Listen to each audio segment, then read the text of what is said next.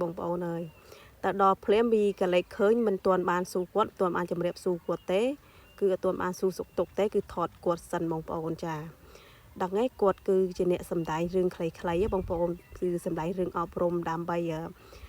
អ្នកតែធ្វើការមួយយើងកេងចំណេញពីយើងអីចឹងបងប្អូនចាគាត់រុករាយរាក់ទាក់មែនតើហើយមុននឹងទៅក៏រងចាំបងប្អូនថ្លៃខ្ញុំមកស្បក់សិនបងប្អូនមិនទាន់ចុះពីលើផ្ទះទេមុននឹងទៅដល់អញ្ចឹងបងប្អូនហើយក៏បានកាត់នឹងមកដល់ត្រង់ផ្ទះកូនកំមុំបងប្អូនចាផ្ទះកូនកំមុំតែម្ដងដើម្បីមកភ្ជាប់ពាក្យក្មួយអញ្ចឹងហើយគាត់ក៏មកភ្ជាប់ពាក្យប្អូនដែរគឺអីគាត់ត្រូវជាបងចដូនមួយខាងក្មួយខ្ញុំអីចឹងបងប្អូនចាសាច់ញាតិខាងបងថ្លៃខ្ញុំបងប្រុស